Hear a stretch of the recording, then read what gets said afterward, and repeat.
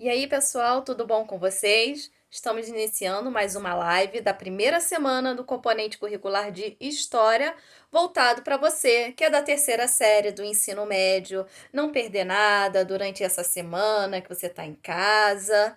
Então, vamos lá. Essa semana você viu uma videoaula sobre o quê? O pós-guerra, a Segunda Guerra Mundial.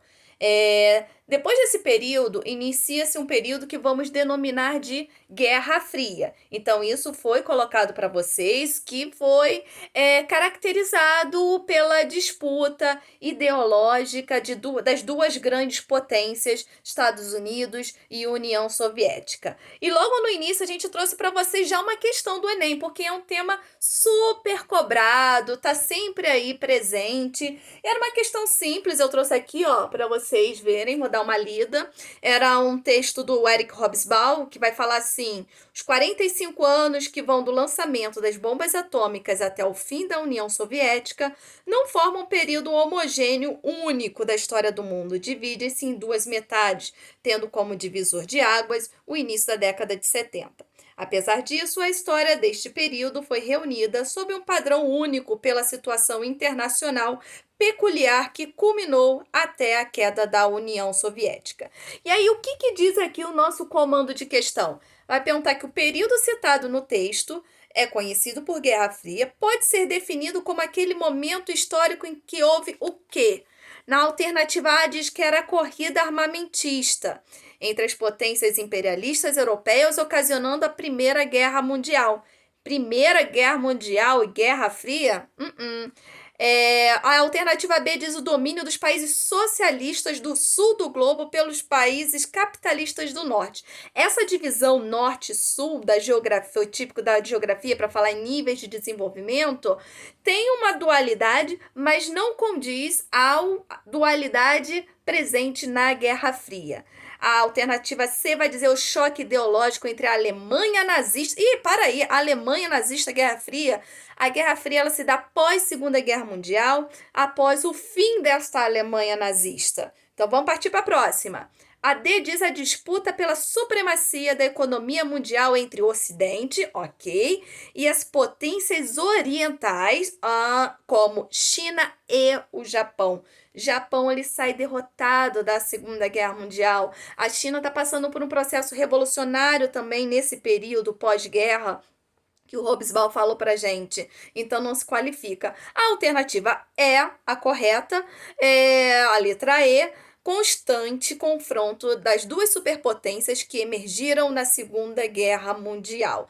Tá lá na sua hora do estudo, uma questão do Enem, mostrando aí o quanto que esse tema é pertinente para a gente ficar ligado, tá estudando, tá inteirando sobre ele, tá bom? Então, nessa aula a gente viu sobre esse período, né, pós Segunda Guerra Mundial, que depois da guerra foi marcado por vários acordos que vão definir o mundo, e um desses acordos que foi a Conferência de Potsdam. Ele coloca a Alemanha, define o futuro da Alemanha, dividido aí entre 4 países, e que se caracteriza pela sua divisão posterior entre a Alemanha Oriental e a Alemanha Ocidental, e Berlim também entra dentro dessa divisão, marcado pelo bloqueio de Berlim pelas potências soviéticas, pela potência soviética, ok?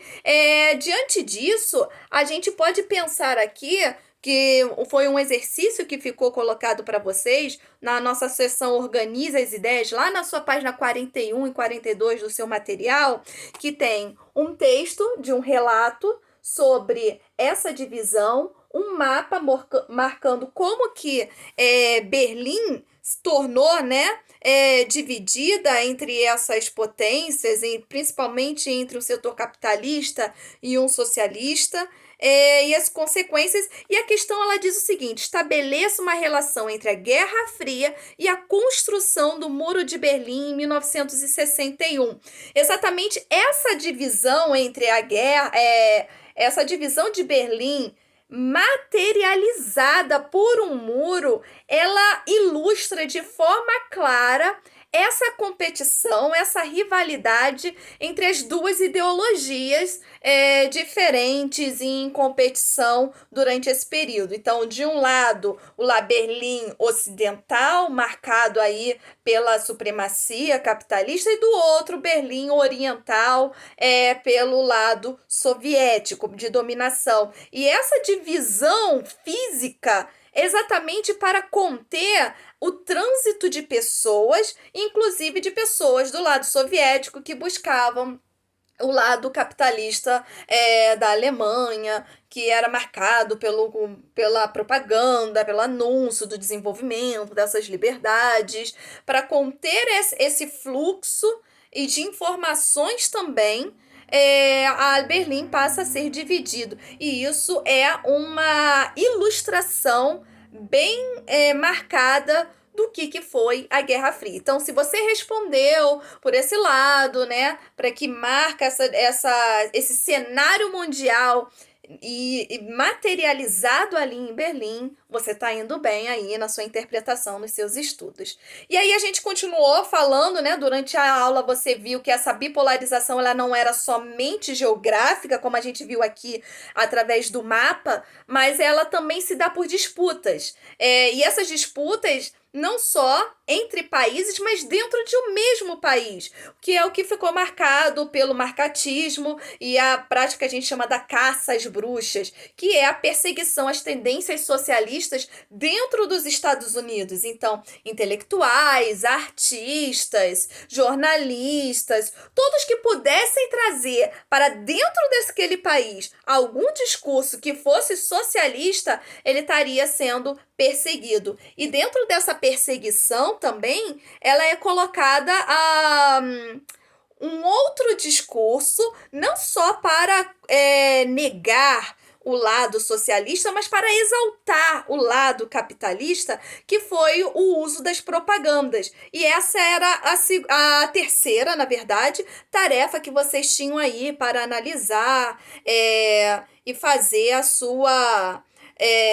o seu olhar histórico sobre o período. Dentro desse período, vocês foram colocados para um exercício na seção Interpretando Documentos, que está lá na página 46 e 47 do seu material, que apresentou para vocês algumas propagandas dessa época da década de 60, né? Vocês podem ver aqui, ó, uma propaganda de televisão, desculpa aí o reflexo, e também propagandas de liquidificador e de sabão em pó. Todos eles marcando o quê?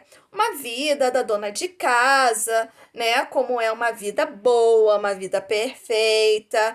E aí, qual era as questões que foram apresentadas para a gente aí? Após a análise das imagens, que a gente viu aqui, responda as questões. Que produtos estão sendo anunciados nas propagandas reproduzidas? Então, a gente viu aqui que são eletrodomésticos, né? Exemplificado aqui, e a própria legenda já diz isso, pela televisão, pelo liquidificador, que traz diversos recursos para a dona de casa, e pelo sabão em pó, para deixar a sua roupa limpinha, branquinha. Então, é um exercício de identificação que cobra de você, aluno, se você consegue identificar que produtos são esses, e o Enem também, lembrando, ele cobra bastante essa questão, a capacidade do aluno interpretar, identificar, analisar.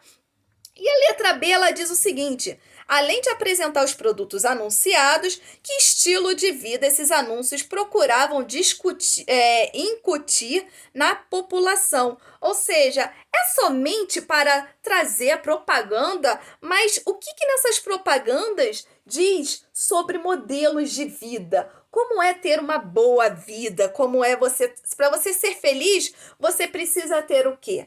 Você precisa ter uma boa televisão, moderna, um liquidificador. Olha para a cena, a dona de casa, né? A mulher feliz com o seu produto recebido. Então, isso está colocando aí exatamente que para ser feliz, para você ser dentro da sua sociedade, você precisa adquirir esses produtos. E isso está em consonância ao que foi dito sobre o American Way of Life, o jeito americano de ser, que está ligado a, a uma política que é desde a década de 20, mas que foi se perpetuando e colocando como modelo americano, como modelo certo, um modelo que vai trazer bons frutos aí para sua vida. Então tem que seguir o chamado American Way of Life.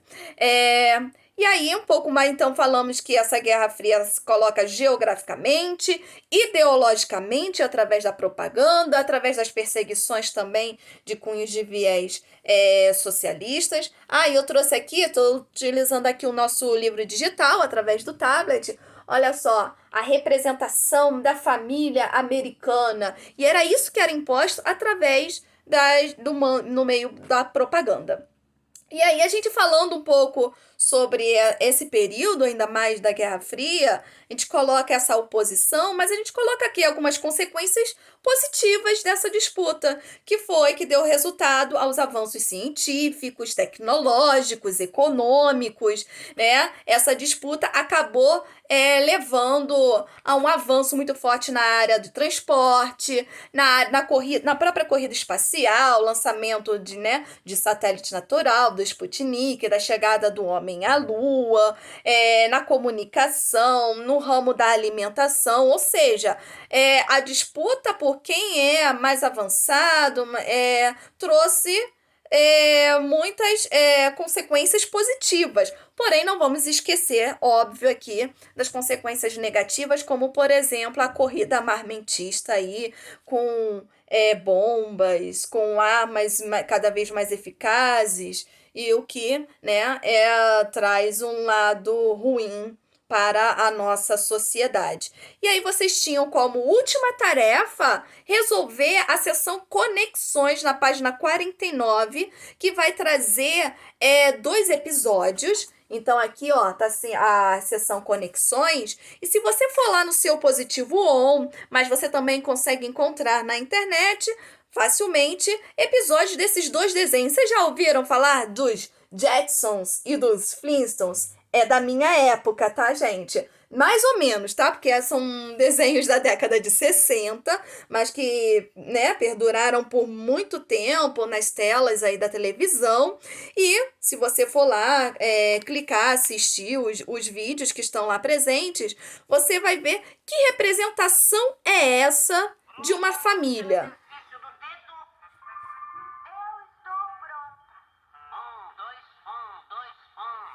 Só para deixar aqui um pouquinho o gostinho para vocês conferirem, vocês já assistiram, ou conferir outros episódios, como que esse American Way of Life, esse jeito americano, a família perfeita, como eu mostrei aqui para vocês na ilustração, ela é reforçada através, a gente viu nas propagandas, e através dos desenhos animados. Então, a criação, as crianças assistindo esse estilo de vida, que deve ser qual é o modelo, né, de uma família. Um pai, uma mãe, 2 filhos. E olha que interessante, os Flintstones, com todas as problematizações históricas que a gente faz. Por exemplo, Flintstones coloca o homem convivendo com o dinossauro, o que não existiu. Então, ele coloca dentro do período da Idade da Pedra Lascada, como que o homem vivia. E os Jetsons, que seria uma visão futurista, né? Na década de 60, na verdade, os Jetsons, se não me engano, retrata os anos atuais, 2020, como seria a gente em carros que flutuam, e não precisa fazer nada, a máquina escova os nossos dentes, você aperta o botão e sai a sua refeição pronta, que é como estão expresso nos episódios, mas coloca aqui uma vida feliz, uma família feliz, ela é marcada por esse consumismo muito forte. Olha só como é que as ideias são colocadas, são trabalhadas aí. Sobre ambas, eles mostram essa organização típica do que é uma família estadunidense. E pensando nisso, nessa seção Conexões, ela leva a gente, passa aqui pra gente fazer uma pesquisa sobre os desenhos, assistir um episódio, fica aí o convite para que vocês se aprofundem, conheçam a produção da época, porque elas se tornam fontes históricas para a gente analisar sobre os modos de vida naquela sociedade, do que a gente pensa, né? As formas de pensamento, as ideologias ali presentes, e analisando esses dois episódios, a gente vai registrar relações possíveis do conteúdo dos desenhos, o contexto da Guerra Fria e a difusão do American Way of Life, que é exatamente isso. Ele mostra o lado bom, né? Estadunidense, que é relacionado a esse consumismo, a máquinas modernas, a uma família feliz, não existe conflito ali. Nos Flintstones estão colocando a construção de uma piscina. Então, como é que essas ilustrações que são colocadas constantemente na nossa cabeça acabam virando para gente referência de como é que nós devemos ser, como nós devemos agir. Claro que isso é dentro de um contexto, pensando dentro do contexto da Guerra Fria estadunidense, capitalista, e aí fica até para a gente imaginar como seria um desenho animado do lado soviético. Será que a gente consegue imaginar isso? Será que a gente consegue criar isso, criar uma história em quadrinho? Fica aí o desafio para vocês e para o nosso próximo estudo, vamos continuar pensando dentro desse período, mas no contexto brasileiro. Então, até a próxima live e bom estudo!